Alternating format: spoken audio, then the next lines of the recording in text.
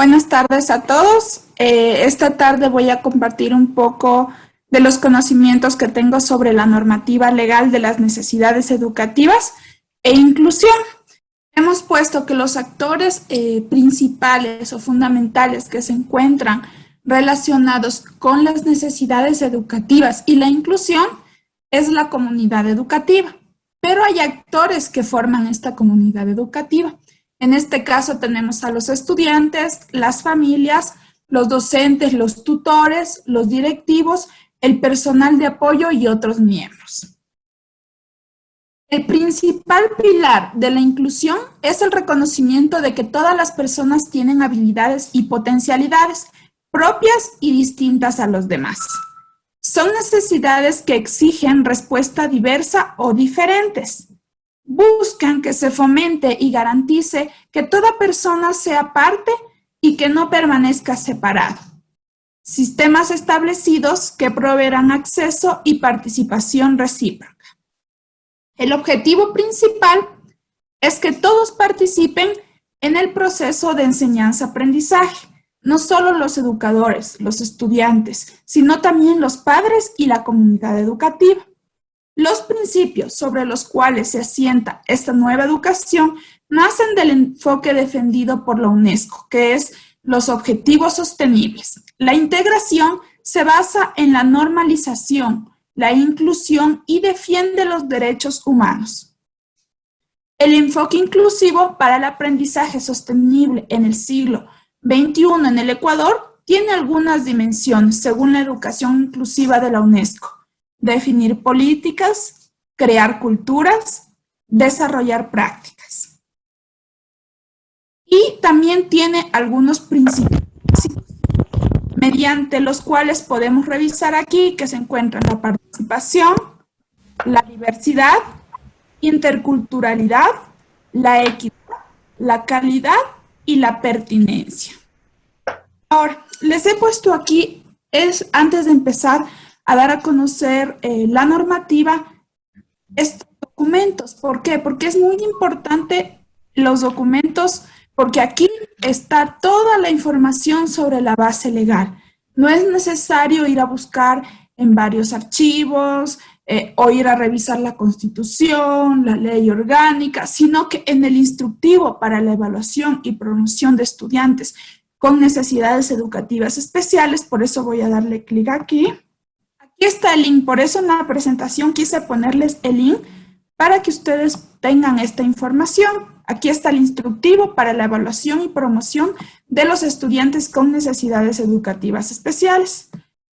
Esto tiene una introducción y la base legal, que es lo que vamos a revisar en esta clase. Entonces, como pueden ver aquí, desde el punto 2 de la base legal empieza a mencionar a la Constitución de la República, con los artículos que se relacionan, la Ley Orgánica de Educación Intercultural, el reglamento de la LOEI y acuerdos ministeriales. También hace algunas recomendaciones sobre las adaptaciones curriculares grado 1 y 2, de 3 también, la evaluación diagnóstica, entre otros. Entonces, ahora sí vamos a pasar a la presentación, donde también quiero mencionarles este documento que es importante, que es la Guía de Trabajo para las Adaptaciones Curriculares. En esta guía, podemos encontrar desarrollado todo lo que tiene que ver con las necesidades asociadas y no asociadas a discapacidad.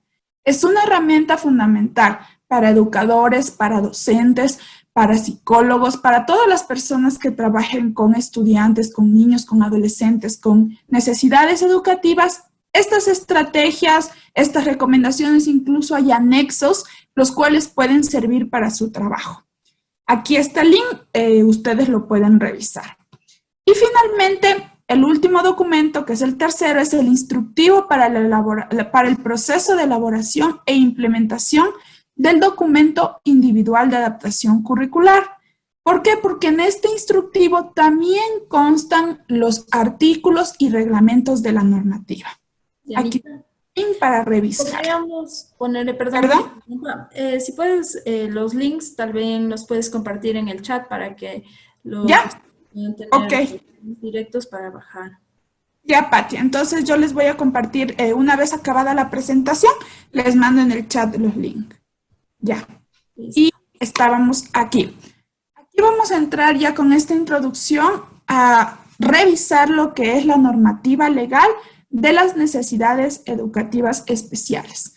Está la Constitución del Ecuador y el primer artículo que hace referencia es el artículo 11, numeral 2, que refiere que todas las personas son iguales y gozarán de los mismos derechos, deberes, oportunidades. Además, indica que nadie puede ser discriminado por razones de discapacidad, diferencia física, ni por cualquier otra distinción, sea personal, colectiva, temporal, permanente, que tenga por objeto el resultado de menoscabar o anular el reconocimiento, goce o ejercicio de los derechos. La ley sancionará de toda forma de discriminación. Es importante, yo sé que los artículos a veces son muy extensos y para memorizar o para tener una referencia, a veces cuesta bastante. Es importante que en cada artículo nosotros identifiquemos las palabras claves. En este, por ejemplo, lo primero que menciona es que las personas son iguales y gozarán de los mismos derechos. Ahí ya podemos tener la noción de qué trata el artículo, ¿sí? Esa es una recomendación o sugerencia para que ustedes lo puedan tomar en cuenta. Ahora, asimismo, en la Constitución, el artículo 26 refiere que la educación es un derecho de las personas a lo largo de su vida y un deber ineludible e inexcusable del Estado. Constituye un área prioritaria de la política pública y de la inversión estatal, la garantía de la igualdad e inclusión social y condición indispensable para el buen vivir. El Estado garantizará el acceso universal, la permanencia, la movilidad y egreso sin discriminación alguna. Como pueden ver, en este refiere a los derechos de las personas y habla principalmente de la condición del buen vivir. Entonces, esas serían como las palabras claves para identificar este artículo.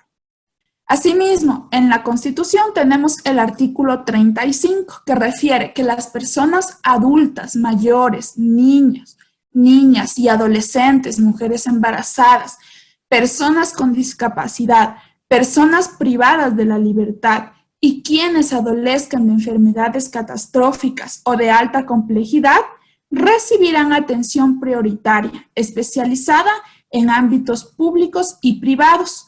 La misma atención prioritaria recibirán las personas en situación de riesgo, víctimas de violencia doméstica y sexual, maltrato infantil, desastres naturales o antropogenéticos.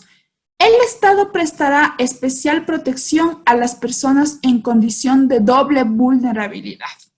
Entonces, una vez más refiere aquí a las personas como niños, niñas, adolescentes, personas adultas mayores, mujeres embarazadas, privados de libertad, que son una población que están dentro de la comunidad educativa, dentro de instituciones educativas, el derecho a tener una atención prioritaria. Entonces, la protección de estas personas. En la Constitución, continuamos, el artículo 47 menciona que se debe garantizar el acceso y calidad de la educación inicial, básica, bachillerato a los habitantes del territorio nacional mediante la formación integral, holística e inclusiva de los niños, niñas, jóvenes y adultos, tomando en cuenta la interculturalidad, la plurinacionalidad, las lenguas ancestrales y género desde un enfoque de derechos, deberes para fortalecer el desarrollo social, económico, cultural, el ejercicio de la ciudadanía y la unidad en la diversidad de la sociedad ecuatoriana. Aquí menciona la calidad y también menciona la inclusión. Entonces, esas serían como las palabras, y la diversidad serían las palabras claves de este artículo. Ahora vamos al artículo 47, numeral 7, que refiere una educación que desarrolle sus potencialidades, habilidades para su integración, participación en igualdad de condiciones. Se garantizará su educación dentro de la educación regular. Vemos potencialidades, habilidades e igualdad de condiciones. Entonces, estas podrían ser las palabras claves con las que yo identificaría este artículo. Ahora sí, vamos a la Ley Orgánica de Educación Intercultural, o LOEI llamada. En el artículo 47 hace referencia que tanto la educación formal como la no formal tomará en cuenta las necesidades educativas especiales de las personas, sea en lo afectivo, cognitivo y psicomotriz. Aquí hace referencia no solo a discapacidades físicas, discapacidades cognitivas, sino también hay discapacidades sociales que pueden hacer referencia a lo afectivo. Y en el artículo 48 refiere que tendrán derecho a una educación especial correspondiente a sus capacidades. Se deben incluir a las niñas, niños, adolescentes, jóvenes en las instituciones educativas del Sistema Nacional de Educación y en sus diferentes niveles y modalidades, garantizando la articulación curricular, infraestructura y materiales acordes con la dotación superior y su pertinencia cultural y lingüística. Aquí está haciendo referencia a las capacidades, también a las modalidades que debe articular curricular, infraestructura y material. ¿Sí? Vamos. Aquí tenemos el Reglamento General a la Ley Orgánica de Educación Intercultural.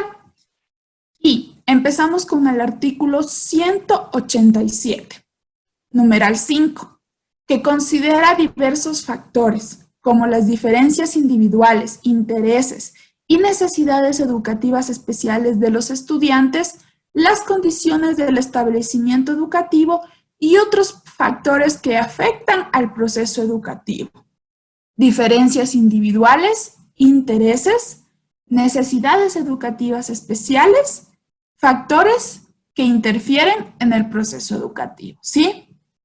Artículo 228. Son estudiantes con necesidades educativas especiales aquellos que requieren apoyo o adaptaciones, pueden ser temporales, permanentes, que le permitan acceder a un servicio de calidad de acuerdo a su condición. Estas adaptaciones pueden ser de aprendizaje, que son las adaptaciones curriculares en diferentes grados que se puede realizar, de accesibilidad o de comunicación, que son las adaptaciones de acceso, que son grado 1, y son necesidades educativas especiales no asociadas a la discapacidad. En estas encontramos, por eso era importante hacer relación un poco con el video, porque se encuentran los problemas de aprendizaje, problemas de comportamiento y otros, en las no asociadas a la discapacidad. Finalmente, el último orden jerárquico de la normativa encontramos a los acuerdos ministeriales. El primero es el 0012, que propone poner en consideración programas, planes y proyectos de investigación, fortalecimiento, actualización para garantizar la inclusión y la atención de las necesidades educativas especiales, transitorias o permanentes, asociadas o no a la discapacidad, en el Sistema Nacional de Educación. Y en el literal H define a los instrumentos metodológicos de la evaluación y la remitencia entre los diferentes programas y servicios de atención a las necesidades educativas especiales, transitorias o permanentes o asociadas o no a la discapacidad. En el Acuerdo Ministerial 295-13 es una normativa referente a la atención de los estudiantes con necesidades educativas especiales en establecimientos de educación ordinaria o en instituciones educativas especializadas. En el Acuerdo Mineduc 2016-00122A El artículo 12 refiere: el documento individual de adaptación curricular DIAC constituye una adaptación individual curricular institucional para que un estudiante con necesidades educativas especiales, asociadas o no a un déficit por su especificidad, en su elaboración, participación de las unidades distritales de apoyo a la inclusión, UDAI, y los departamentos de Consejería Estudiantil DECE, quienes contarán con las orientaciones de la Comisión Técnico-Pedagógica en las instituciones educativas que dispongan de estas, y de los docentes tutores, según el procedimiento recogido en el instructivo, que será emitido por la autoridad nacional. Por eso les hice referencia el tercer documento, que era el instructivo del DIAC, porque también está dentro de las necesidades educativas y dentro de las normativas. Y también hace referencia en el artículo 13, aquí está un error, es el artículo 13, a la planificación, de la cual deberá contener estrategias de acomodación o ajustes a ciertos elementos del currículo. Aquí viene cuando se hacen las adaptaciones a los elementos del currículo, que principalmente se lo hace en grado 3, para que ésta pueda ser asimilado en toda la extensión y profundidad posible con los estudiantes que presenten una necesidad educativa especial, asociada o no a una discapacidad. También hay modificaciones en la metodología cuando son en grado 2. Te cuento que están preguntando si las adaptaciones se hace solo para necesidades de grado 3 y si es que el DIAC se actualizó o en cuestión de eso. Ya. Sí, bueno, la verdad es que traté un poco de introducir esto de los grados y todo porque es importante, aunque en la normativa no se lo desagrega tanto. En el instructivo se puede observar cómo para grado 1 no es necesario modificar una planificación. Sin embargo, hay situaciones donde, por ejemplo, les voy a poner un ejemplo, un caso, para que podamos asimilarlo. Un caso que puede ser de grado 1, de un estudiante, un niño, un adolescente, que sus padres están privados de libertad.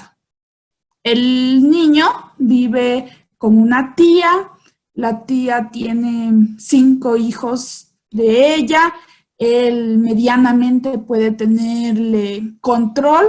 Entonces, este estudiante ha venido repitiendo 2 veces el año lectivo.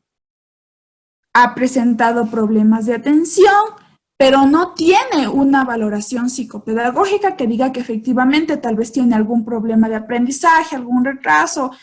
Tomando en cuenta la situación de vulnerabilidad, estaría con un grado 1. Pero es necesario también la importancia del profesional docente, del profesional DECE de la institución educativa, que haga un análisis el currículo dice que es flexible. No tenemos tampoco que decir, bueno, pues en la ley dice que si no tengo un informe no puedo realizarle. ¿A quién le estaríamos haciendo un daño? Es al estudiante, porque el estudiante tiene su condición de vulnerabilidad, se está evidenciando que no tiene quien le controle tareas, que ha repetido 2 veces el año y hasta esperar que se realice una valoración psicopedagógica que muchas veces en UDAI se demora hasta 1 año. Y no digo que no es que ellos no quieran remitir la información, sino que tomando en consideración la realidad de nuestro país, de nuestra ciudad, tienen mucha demanda, no hay los profesionales que se requiere para los diferentes distritos, porque hay distritos muchos más pequeños, otros distritos más grandes, más cantidad de estudiantes y no pueden optimizar. Entonces, todo eso hace que el docente, si usted como docente ve que un estudiante pues tal vez no rinde, no rinde en sentido de que con esa actividad tal vez le tiene que repetir varias veces y le cuesta, puedo cambiar de actividades que beneficien a todo el grupo. Y con eso no estaré haciendo, la adaptación curricular no necesariamente quiere decir que tengo que hacer una sola para un estudiante. Con una actividad, con una estrategia que yo cambie, que vea, que me facilita, por ejemplo, utilizar pictogramas, utilizar dinámicas grupales donde puedo trabajar en grupos. Yo sé que no todas las instituciones tienen las mismas realidades, pero buscar de cada realidad, de cada contexto, una actividad que me genere algún recurso más práctico que el estudiante pueda entenderme de mejor manera, sin necesidad de yo estar plasmando una adaptación curricular, ya estoy facilitando ese aprendizaje. Entonces, ese era el caso que les ponía un poco del grado 1, ¿sí? El grado 2, en cambio, ya es cuando existe una valoración psicopedagógica o ya hay un informe donde refiere que un estudiante tal vez tiene problemas de escritura, tal vez tiene problema en matemáticas, tal vez tiene una inteligencia limítrofe o marginal, que en muchos informes consta. Es que no tiene discapacidad, pero tampoco está en un rango normal de inteligencia, de lo comúnmente normal o común, digámoslo así, porque no es esto de normal, la palabra normal no debe ser utilizada. El uno es normal y anormal, son términos que pueden significar y asociarse a muchas otras situaciones. Entonces, cuando hay este tipo de informes, el DC de las instituciones educativas es el encargado de darles las recomendaciones para que puedan cambiar tanto metodologías, que son solo las actividades. No se va a realizar un cambio de currículo. Van a modificar actividades que beneficien a todo el grupo, pero que también le facilite el aprendizaje, por ejemplo, a un estudiante con déficit de atención, con hiperactividad, que ellos requieren un grado 2. ¿Qué es lo que tengo que hacer con él? Pues tengo que realizar una evaluación diferenciada, porque eso lo dice en el instructivo, pero no cambiando el contenido, sino dosificándolo. Se debe dosificar, por ejemplo, si voy a poner una pregunta que tenga casi la mitad de la hoja de un texto donde debe sacar 3 o 4 ideas principales, al estudiante con grado 2 le reduzco a la mitad y le pido que busque 2 ideas principales.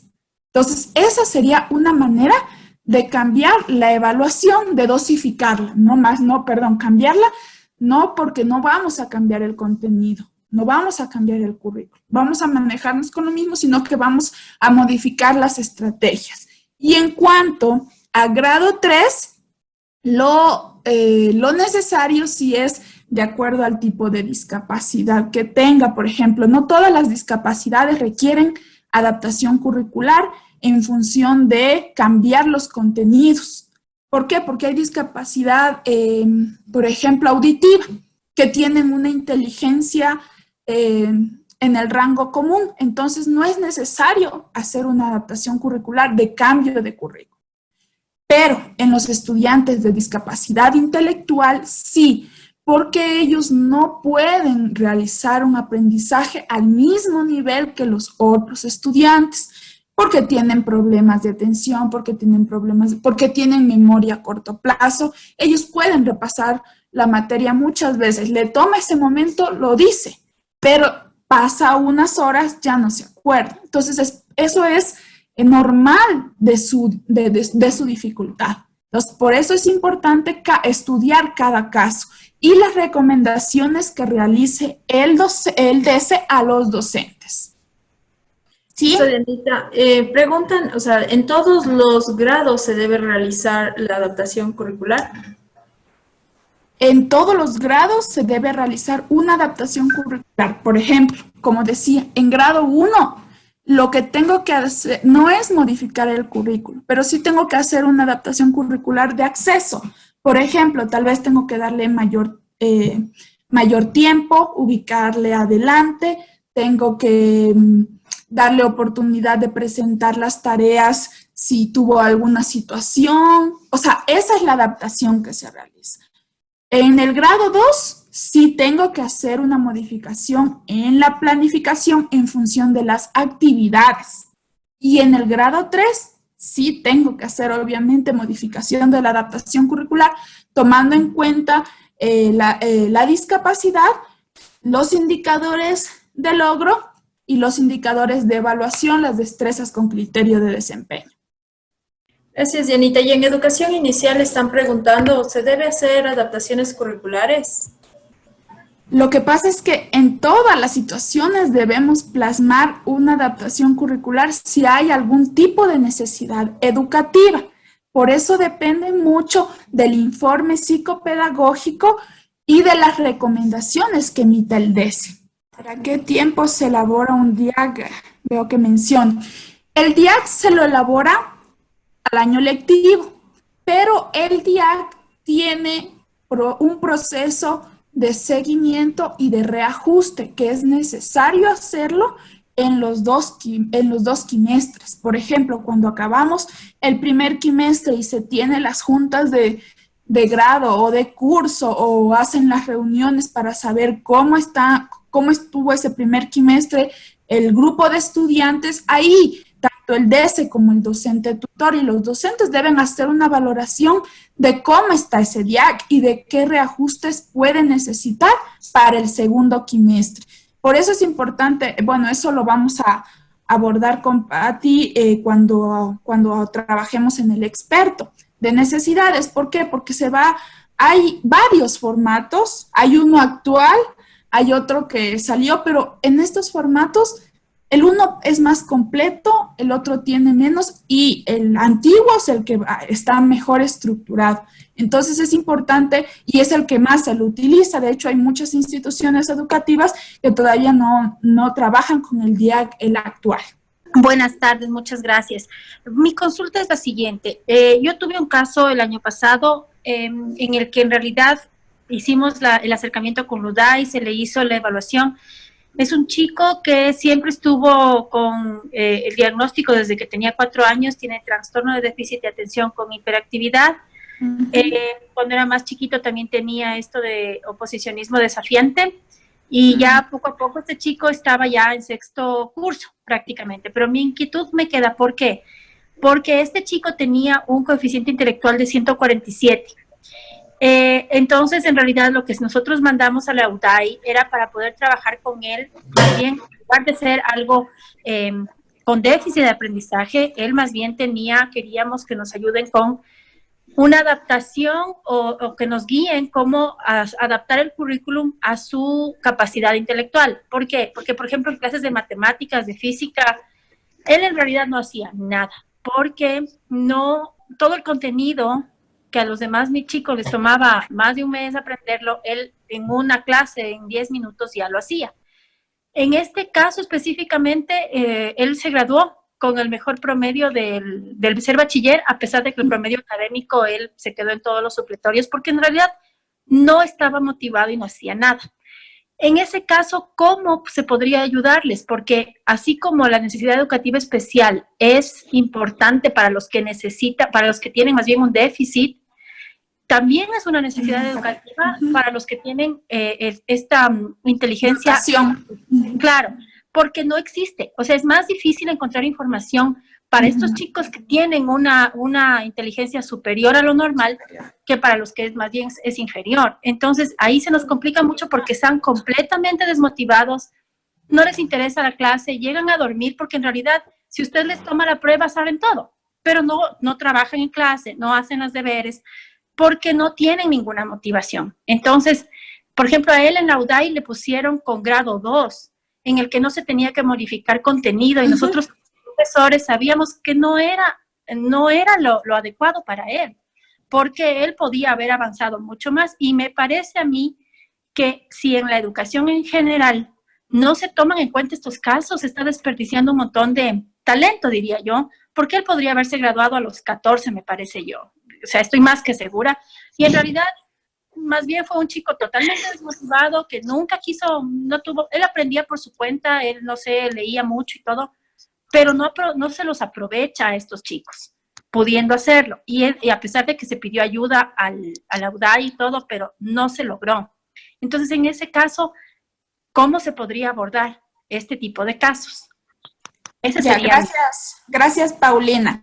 El caso que tú mencionas, sí, últimamente en estos, ¿qué será? Unos 4 años, han ido surgiendo casos de dotación superior que vienen muchas veces con algún otro tipo de dificultad, en este caso TDAH, otros solo tienen solo el déficit de atención y por ende otras dificultades. En la guía, por eso yo les mandé el link, en la guía de trabajo de las necesidades educativas, que era el segundo documento que les puse, ahí tenemos estrategias desarrolladas para cada, incluso está para la dotación superior. Hay que tomar en cuenta que cada personal tiene su rol y su función. Si el estudiante también tenía esto del negativista desafiante, debía ser remitido a una valoración psicológica con un psicólogo clínico para que le realice un seguimiento y vea si es necesario remitir al psiquiatra o tener otro tipo de seguimiento. Entonces, el equipo de los docentes debe estar con el equipo DS, la autoridad, el distrito o el coordinador de ese, que debe ser el apoyo para que se coordine y se gestione, porque como docentes ustedes no van a poder resolver toda esta situación si no se trabaja con el equipo multidisciplinario. Entonces, te invito, Paulina, a que revises la guía y leas todas estas estrategias que como docente te van a servir. Buenas tardes, muchas gracias. Yo tengo 2 preguntas. Me interesaría saber, ¿el carnet del CONADIS se debe actualizar? Y otra pregunta, ¿el DIAC quién lo realiza? ¿El DS o el tutor? Ya, muy bien, Tatiana, ¿verdad? Tatiana Chamorro. Tatiana. Ya, la primera me dijiste es que el carnet sí, antes lo emitía el CONADIS, ahora lo hace el Ministerio de Salud. Tengo entendido que están pasando por un proceso de actualización, pero no es que lo actualizan, por ejemplo, cada año. Siempre es importante pedir la copia, eso debe reposar en el DC, porque ahí se ve cuál es la fecha de caducidad. Y como digo, hace unos ya, si no estoy mal, unos 3 años es que se dio esta reforma y actualmente quien emite los carnets son el Ministerio de Salud. Entonces, ellos deben estar haciendo el proceso para verificación y para actualización.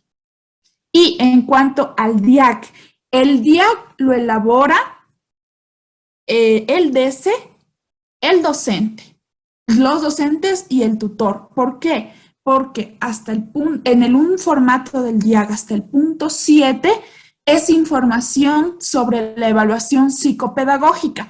Todos los resultados, datos de escolares, todo. A partir del punto 7, en el 8, ya viene donde se tiene que plasmar la adaptación curricular en cuanto a bloques, en cuanto a estrategias. Entonces, el DIAC no es elaboración solo es elaboración del equipo. El DS, los docentes, el tutor, el grupo en general.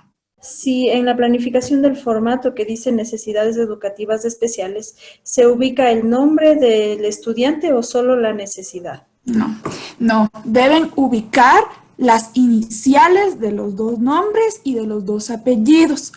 No deben poner nunca el nombre. Y si no ponen las iniciales, ¿cómo no se sabe a quién va dirigido? Esto es por la confidencialidad. En la Constitución refiere el derecho a la confidencialidad. Entonces, al momento que se pone un nombre, se está violando la confidencialidad. Por lo tanto, es solo las iniciales. Con eso no se pone ningún nombre ni se viola la confidencialidad. Leía también un mensaje que me ponían que las adaptaciones curriculares para inicial no les aplicaban porque son menores de 6 años. No sé qué tan productivo puede ser esto. ¿Por qué? Porque si es un estudiante de 4 años que tal vez tiene una ecolalia o de 5 años que tiene una ecolalia, es necesario hacer una adaptación curricular. tal vez no muy significativa, pero sí que implique algún cambio de actividades, porque eso le va a ayudar a poder él relacionarse y a poder hacerse entender. Eso es como un ejemplo, pero hay diferentes casos. O sea, yo sé que del periodo de inicial es un periodo de adaptación donde están desarrollando funciones ejecutivas y entre esto, pero es importante porque ahí sí se dan manifestaciones. Por ejemplo, si tendríamos el caso de un estudiante que tenga un problema de lenguaje o que tal vez tenga crisis epilépticas, es importante ya ver cómo puedo trabajar. Tal vez no voy a cambiar las actividades porque sí las puede hacer, pero sí voy a poner alguna actividad que me ayude a reforzar algo, ¿sí? Entonces, eso quiero poner en claro. Es muy importante eso, porque como ustedes pueden revisar en el instructivo, no menciona las edades para toda la educación es importante ver si hay alguna necesidad educativa. Muchísimas gracias. Bueno, preguntan también en Facebook, ¿por qué solo los estudiantes de grado 3 son los que tienen carnet del CONADIS? Ya. Los de grado 3, verán, los de grado 3 son los que tienen capacidad intelectual, pero no solo como les mencioné anteriormente. Por ejemplo, hay estudiantes que tienen una discapacidad visual y ellos tendrán un carnet del CONADIS, pero no necesariamente tengo que hacerle una adaptación grado 3 si su coeficiente intelectual me refleja que no tiene alteración. Entonces, lo que voy a hacer es tal vez un grado 2 para las metodologías que me ayude con las actividades, porque tiene una discapacidad visual, no va a poder hacer como los otros estudiantes, ¿sí? Muy buenas tardes con todos. Sí, yo tengo dos preguntas. Por favor, ¿qué pasa cuando los padres de familia no quieren traer el informe psicopedagógico? Inclusive estos padres no aceptan de que los niños tengan alguna dificultad en sus necesidades especiales. ¿Cómo nosotros como instituciones tenemos que proceder? Gracias. Ya, Germán, antes de que te desconectes, ¿me lo estás preguntando como docente o como psicólogo? No, como institución de una escuela. Ya, por eso lo quería tener claro, porque por ejemplo, como una institución educativa, el DESE, toda institución educativa debe contar con un DESE. Y si no hay un DESE permanente, debe haber un DESE de apoyo. El DESE de apoyo, conjuntamente con la autoridad de la institución educativa, deben poner en conocimiento al distrito mediante las evidencias respectivas de todo el proceso que se ha hecho y en una acta hacer constar que la madre no quiere realizar ninguna evaluación y que la institución se libra de responsabilidades y que será evaluado, hacer constar en el acta muy claro que será evaluado de la misma manera, que si el estudiante llega a perder el año, la institución no se responsabiliza porque los padres no cumplieron con lo solicitado y anexar todas las actas de reuniones, todos los documentos que respalden su trabajo. De esa manera, ustedes, si ya el padre de familia, por más de que usted ha hecho reuniones, le ha solicitado, le manda la derivación y no lo hace, ya es responsabilidad de ellos y el estudiante lastimosamente no es el culpable, pero tendrá que cargar con esa responsabilidad de tal vez perder el año o tener otras dificultades. Buenas tardes. Mire, yo tengo una gran inquietud, la he tenido inclusive durante el año pasado, en todo el año lectivo. Tuvimos un estudiante de grado 2. Cuando él entró a la institución en octavo de básica, no tuvimos mayor inconveniente, que nos podíamos conversar. Su manera de hablar tenía ciertas fallas al hablar, pero se le entendía y él a su vez nos entendía a nosotros. Un niño muy colaborador, muy atento. Y bueno, se empezó a trabajar a él pues de la manera en que teníamos que hacerlo.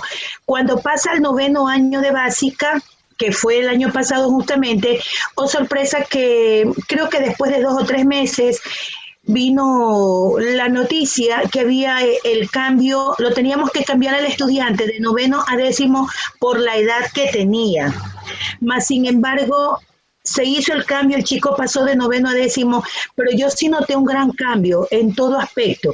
Inclusive hasta no me sentí bien porque parece que de todo lo que había aprendido en octavo, parte de noveno que estaba, como que retrocedió.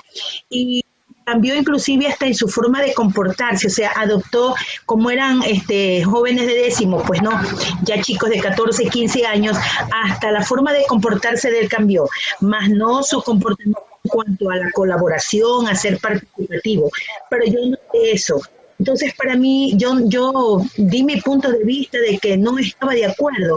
No sé si sea lo correcto o eso también afecta mucho. En cambio, más que nada es por cómo iba evolucionando mi muchacho. Pero le digo, muy colaboradores. Y obviamente que ya pasa de décimo, al año siguiente ya viene a primero de bachillerato, ¿no? Entonces, esa es mi inquietud. ¿Es normal hacer esos cambios o había que esperar? No sé. Ya, Marcia. No sé quién fue el que dio la orden, por qué se dio. Sería conveniente analizar todo lo que hubo detrás, saber sobre qué circunstancias se dio este cambio, porque es como cuando un niño ingresa a inicial, requiere un periodo de adaptación, requiere acoplarse. Un estudiante sin una necesidad educativa, cuando recién inicia un año lectivo con materias nuevas, con tal vez 1 o 2 estudiantes nuevos, le genera un impacto. No se diga en este caso al chico que está adaptado a un ritmo. Por eso digo, no sé en base a qué condiciones fue que se dio este cambio, por qué lo hicieron y de quién fue la disposición. Pero ajá. Tuvimos la psicóloga, es la que trató este asunto porque del distrito habían dado ya esa notificación, porque teníamos un estudiante en escuela que estaba en tercero de básica y asimismo por la edad decían que ya era un niño que tenía que estar en quinto de básica a pesar, o sea, y de seguir trabajando con ellos de acuerdo a la necesidad que tenían cada uno de ellos.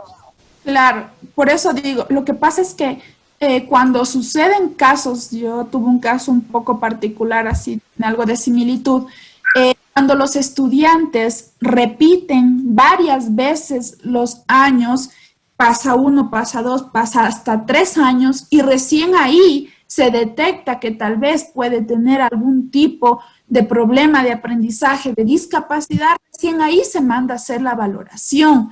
Por eso es importante un proceso de detección. Apenas yo, por eso quiero, o sea, les compartí el link, quiero que revisen en el anexo de la guía de trabajo, hay un cuestionario donde ustedes pueden ir solo viendo si un estudiante puede posiblemente tener un problema de aprendizaje, porque ustedes solo están haciendo una detección, más no están asegurando que el estudiante tendrá un problema. Quien lo hace es quien realice la valoración psicopedagógica y cuando manden el informe, él desinformará. Pero mientras tanto se deja pasar, muchas veces ha habido casos en los que sí hacen este cambio, pero cuando el estudiante se siente mal, no lo quiere venir a la institución, hay otro tipo de problemas que porque los compañeros se le burlan, porque él ya está más grande.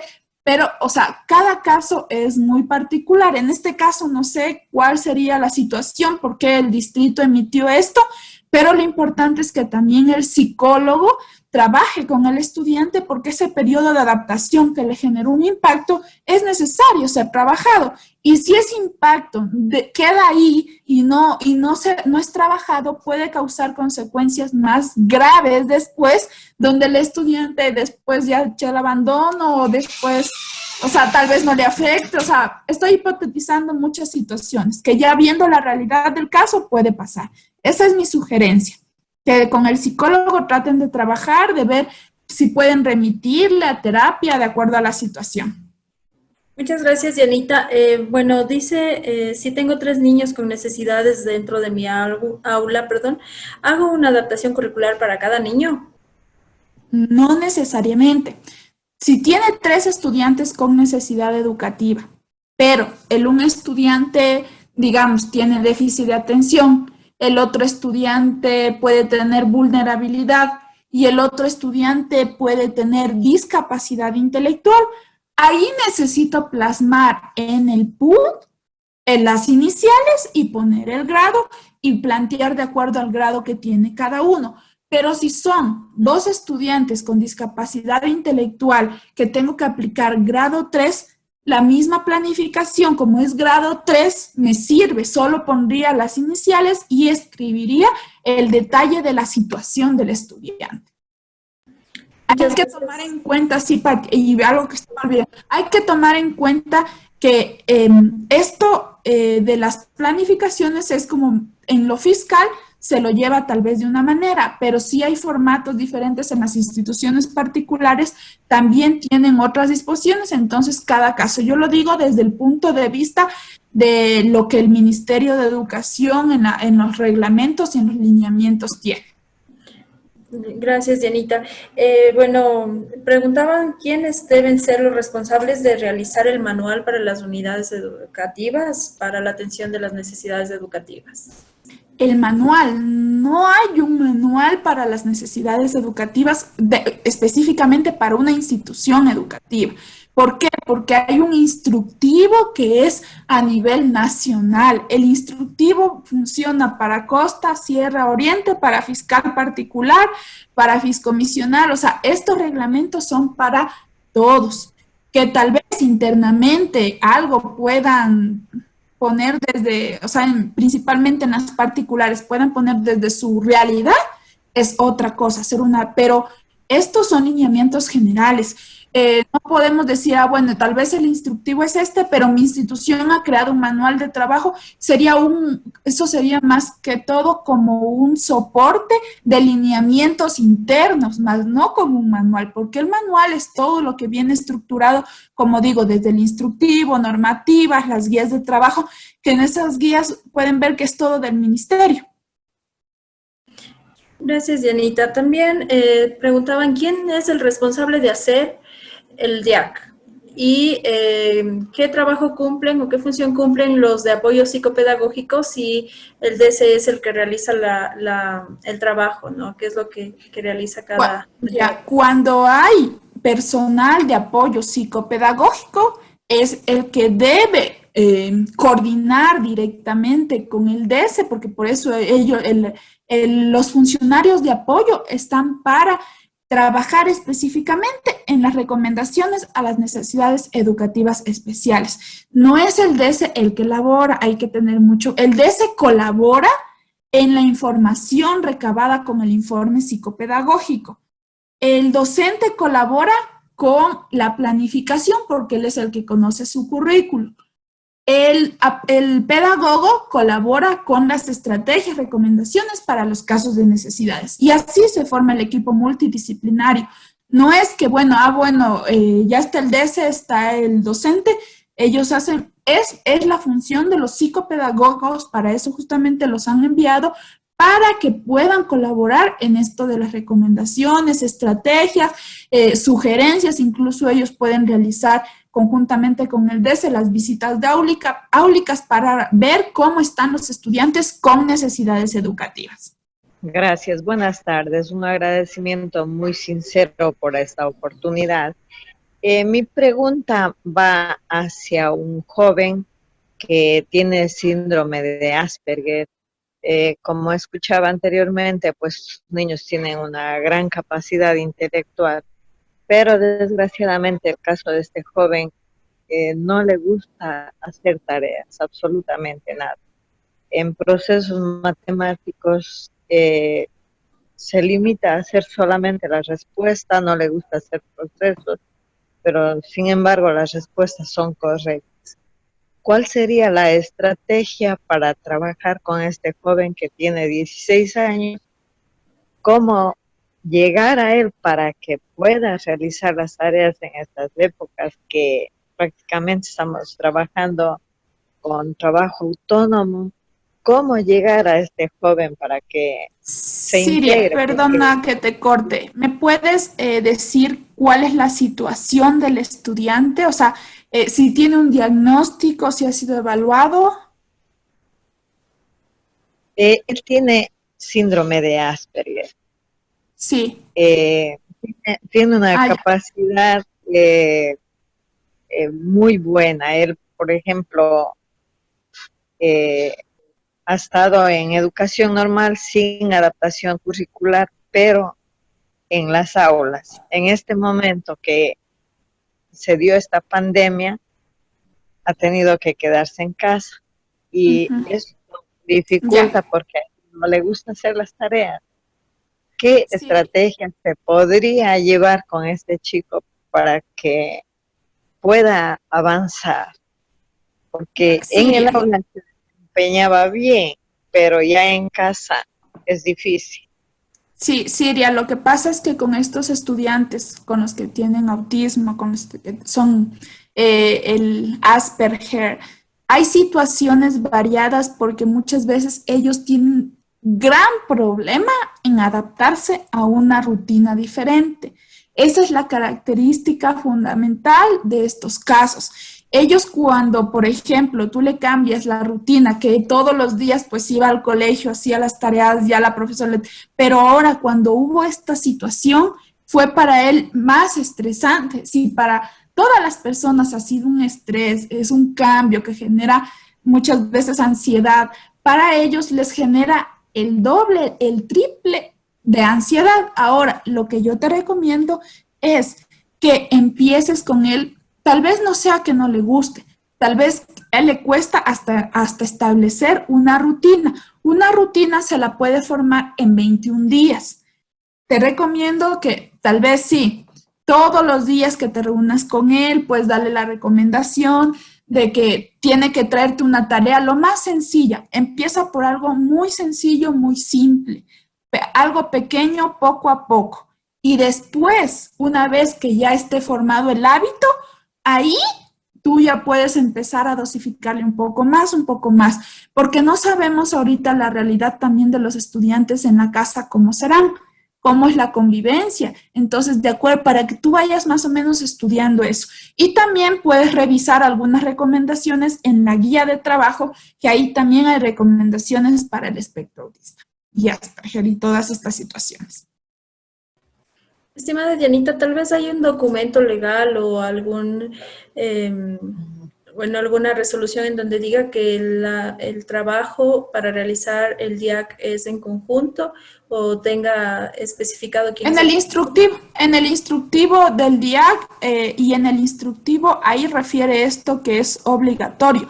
¿Por qué? Porque de hecho menciona la obligación de los docentes de entregar informe.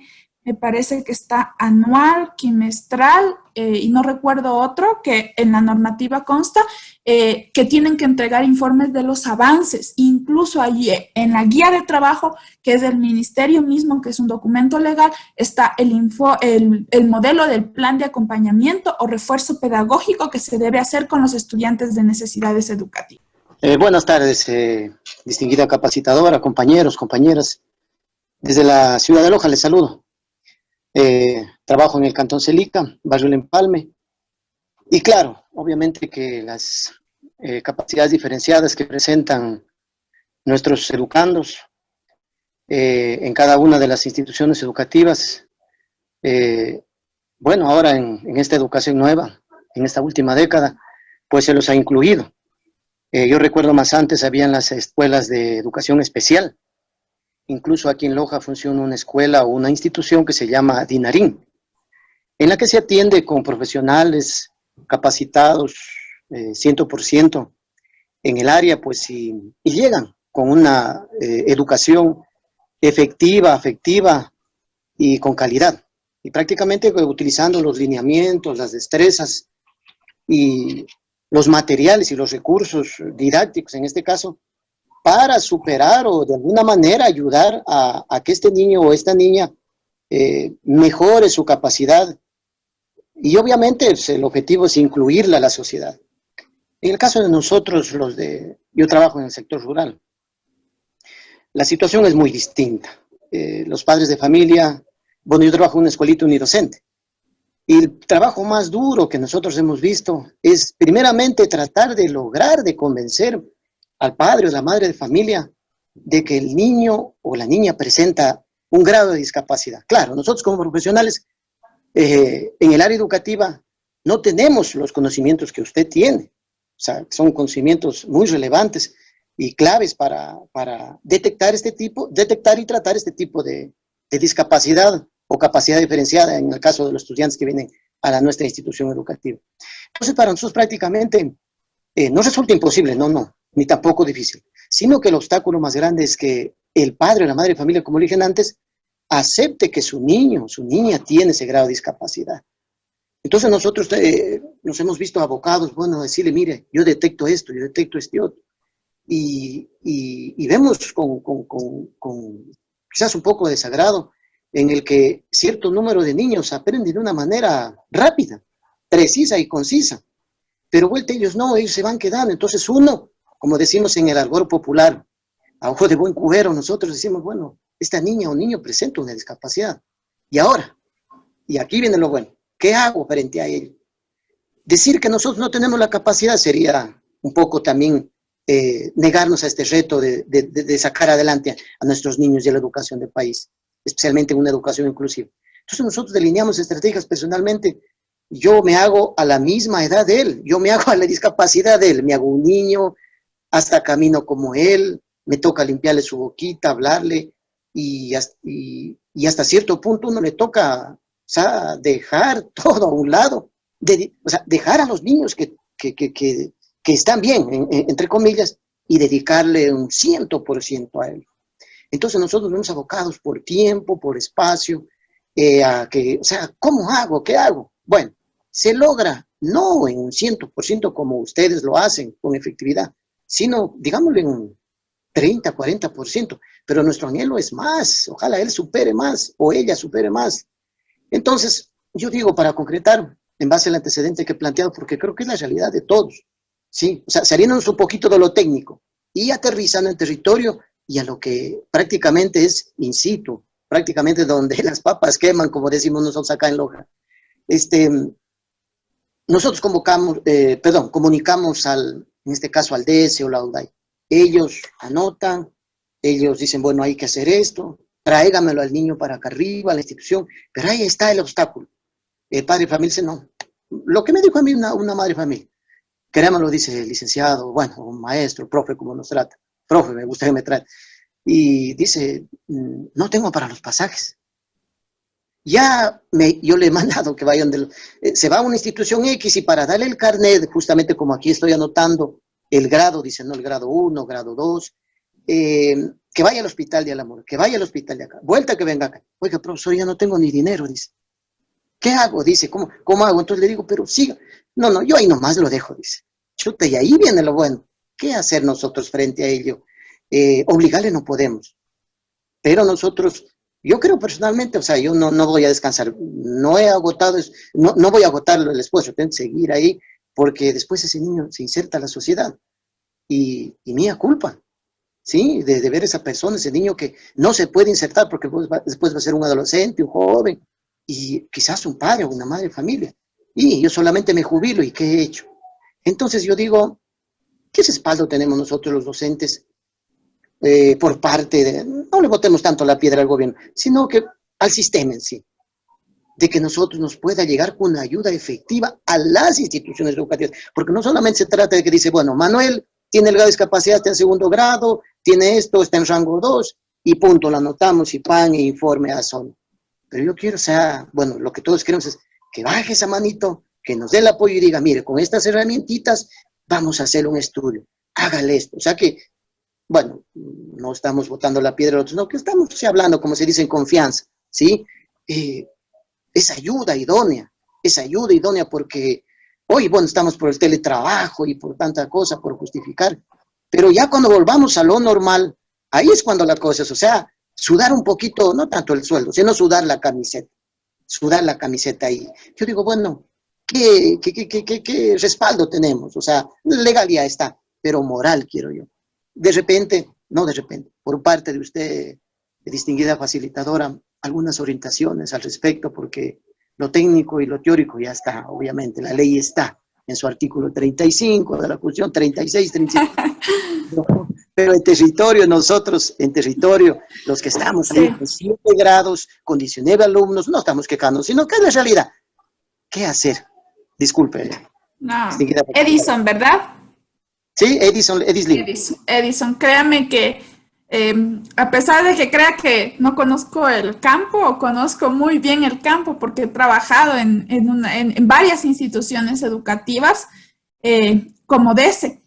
Y el hecho de que haya estado como DESE no significa que no sea consciente y vea la realidad de tanto los docentes, de los directivos de las instituciones educativas, tanto en el ámbito rural como en el ámbito urbano. Acá las cosas son muy complicadas.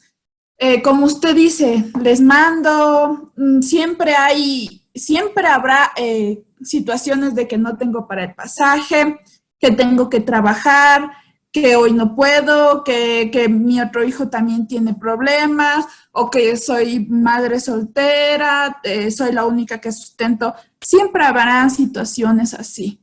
Lo único importante como profesionales que nos quede, sí, la parte legal ahí, pero es importante que nosotros respaldemos todo nuestro trabajo con evidencia. Si usted hace una reunión y el padre de familia le dice, usted me manda tal fecha, con fecha tal, le mando a tal institución para que haga tal situación, firma, número de cédula del padre, queda esa acta.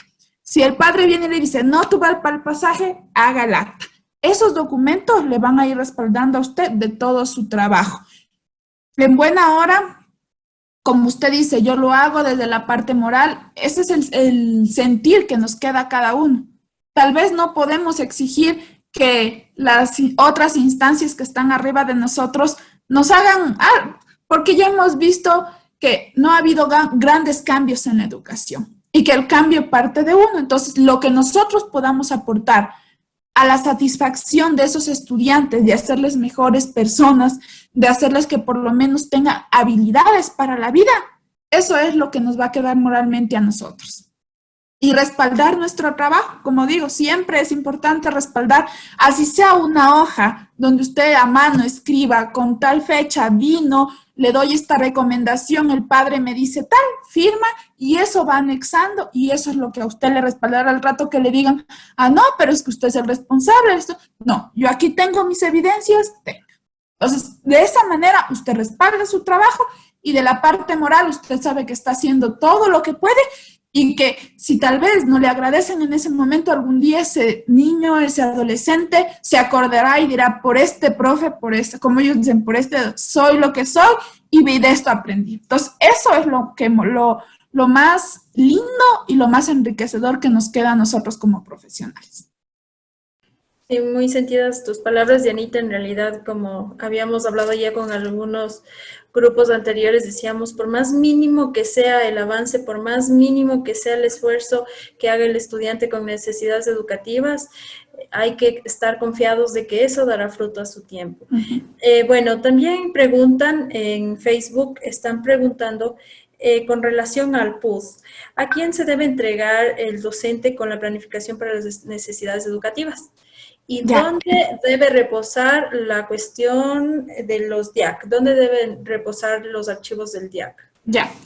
El PUD, el PCA, que es el Plan Curricular Anual, en algunas, ahora tengo entendido que ya no les exigen diariamente el plan de clase, pero sí el PUD, todas las planificaciones que usted realiza, sea para los estudiantes que no tienen una necesidad o para los que tienen donde va incluido en el PUD, lo deben entregar en vicerrectorado, porque por eso hay vicerrectorado o subdirección en las escuelas donde se debe tener estos documentos porque ellos llevan un control y a su vez emiten informes y deben ser revisados por el distrito, sigan un sinnúmero de procesos, pero todas las planificaciones lo deben entregar y revisar en vicerrectorado. Y hay una situación, muchas instituciones, sí es cierto que tal vez en el formato del ministerio no consta, pero es importante porque a veces cuando hacen las auditorías a las instituciones educativas, le piden al psicólogo, le piden al vicerrector o al rector, a ver, muéstrame que el DESE está relacionado con las adaptaciones. Se pone un casillero donde dice grado. Algunos lo aplican, no es necesario, pero es importante que el psicólogo de la institución valide en función, no va a validar el conocimiento, va a validar que esté dosificado, va a validar que le haya puesto grado 3, va a validar que se esté cumpliendo las sugerencias y recomendaciones que él dio. Eso en cuanto a las planificaciones. En cuanto al DIAC, el DIAC debe de tener el docente tutor, los docentes y el DC. Deben tener varios. ¿Por qué? Porque el momento que llegan a hacer cualquier valoración al docente, le van a decir dónde están sus documentos de las necesidades educativas, le revisan. El docente debe de tener, porque si ve que alguna observación necesita hacer en su materia, lo va a anotar con lápiz. Si el psicólogo ve y dice, bueno, pues creo que debo recomendar esto, lo tiene. Entonces, no es que el docente, debe haber un solo lugar para el DIAC. Cada docente debe tener su propio DIAC del estudiante de necesidades, porque eso lo deben tener archivado en su portafolio docente, que es la acción que les hacen cuando hay las auditorías o a su vez cuando hacen estas auditorías internas, no sé cómo se llaman, pero que llegan en un momento y van a determinadas clases y les revisan. Sí, buenas tardes. Muy interesante el taller. Mi pregunta es la siguiente. En educación inicial hay el caso de una niña que tiene la discapacidad intelectual del 53% y además de esto presenta a la niña vulnerabilidad. ¿En qué grado le ubicaría la doctora? Por favor, necesito que me ayude. Ya. Mire, si tiene discapacidad intelectual, automáticamente va en grado 3. Porque las competencias curriculares de ella no deben estar de acuerdo a la edad mental que debe tener la estudiante. Y si además tiene una situación de vulnerabilidad, la situación de vulnerabilidad es grado 1 y la situación de discapacidad es grado 3. Automáticamente, cuando se va con grado 3, quiere decir que se ha cumplido el grado 1, se ha cumplido el grado 2 y se ha cumplido el grado 3. Entonces iría en el grado 3. Buenas tardes, un cordial saludo para la señorita facilitadora, compañeras, compañeros. A la vez le estoy saludando desde la provincia de Chimborazo, Cantón Guano, San Isidro. Trabajo con segundo año de educación básica donde tengo un niño que tiene dislalia. Bueno, lo he ido trabajando, he hecho ejercicios, todo esto, pero el problema es de que en el hogar le miman demasiado y el niño ya aprende en la escuela, ya pronuncia las palabras, pero en el hogar le miman demasiado, le hacen caso solo por medio de señas. Entonces, disculpe, ¿qué me recomendaría? ¿Qué puedo hacer con el niño? Gracias. Sí, como docente estimo que me lo dice Mariana. Mariana, como docente usted debe igual informar al DS, al psicólogo de la institución, de que usted encuentra que no tiene la colaboración de los padres y que el DS considerará pertinente realizarle una derivación para que los padres también asistan a terapia psicológica. Eso ayudará a que los padres también tengan lineamientos claros para saber cómo trabajar con el niño. ¿Cómo están? Buenas tardes. Muchas gracias por la capacitación. Tengo una pregunta. Yo soy docente pedagogo de apoyo y pues tengo estudiantes que están por ejemplo, en cuarto, tercer grado, pero su edad están entre los 15 y 16 años. La pregunta es si se puede promoverles al año, en este caso, de acuerdo a su edad, debido a que por tanto su estatura, a veces hay conflictos con los otros compañeritos y también en el caso de los papitos, a veces ellos ya no nos quieren apoyar y dicen, no, prefiero que ya termine rápido la educación y en este caso lo podrían promover. Entonces esa es mi pregunta. Muchas gracias. May, en este caso tendrían que hacer un informe técnico bien sustentado desde la parte del DS, desde la parte de los docentes, el tutor y todo eso con la autoridad educativa, emitir al distrito para que se haga la valoración del caso y ellos den una resolución. Porque como hay estos antecedentes de estas dificultades, sí es importante, o sea, internamente en la institución no pueden tomar la decisión, tiene que venir una resolución directa del distrito. Quienes valoran, hablarán con los padres y ver toda la situación real. Mi pregunta es la siguiente, más no va esto de las planificaciones ni nada, sino la preocupación de las escuelitas especializadas. ¿Cómo se van a manejar los niños, por ejemplo, en la escuelita especial Maximiliano Spiller? Porque los trabajos envían pues a los padres de familia, pero todavía no se ha organizado. Como padres de familia entiendo que hacemos, porque yo tengo una niña con discapacidad, con síndrome de Down, y bueno, tratamos de aquí de ayudarles a cumplir las tareas, pero hasta ahí, ¿y qué más se va a hacer? O sea, es la preocupación, ¿cómo se va a manejar la educación de los niños de escuelitas especializadas? A lo mejor me puede ayudar usted con ese tema.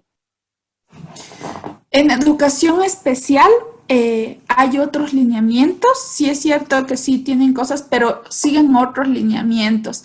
Tengo entendido que, o sea, deben seguir en esto de las tareas, deberían darles más tiempo, priorizar. La situación de emergencia generó adaptarse rápido y sin un formato, sin un lineamiento más claro. Entonces, considero que debe haber un coordinador, porque tengo un conocido que trabaja en una institución y me mencionaba que tienen coordinadores por áreas. Entonces, deben buscar el soporte de ver como institución qué estrategias pueden aplicar para esto de las tareas, en este caso de las instituciones especiales. Buenas tardes. Felicitando primero y agradeciendo por la acogida y el curso que nos brindan y nos orientan, ¿no? Mi pregunta es,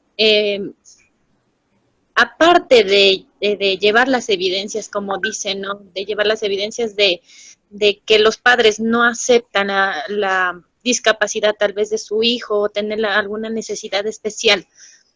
Más allá de eso, yo como docente me frustra el no poderles ayudar a ellos. Entonces, a mi modo de ver, a mi parecer, es fácil decir y tener la evidencia suficiente y decir, sabe que no, es que el papá no acepta, no viene, me lavo las manos con esa documentación. Pero más allá de eso, ¿cómo yo puedo ayudarle a un estudiante cuando su padre no acepta la realidad de su hijo?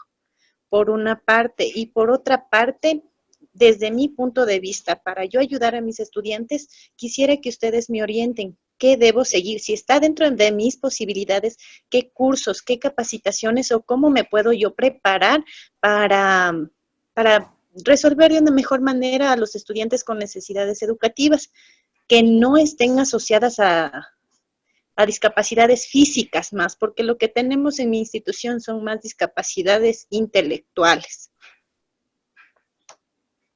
Ya, Steffi, sí, yo sé que a veces suena como lo mencionaba, bueno, me lavo las manos con las evidencias y ya, pero también hay que tener claro que a veces todos tenemos limitaciones como profesionales y no podemos ahondar más allá de donde no se nos permite.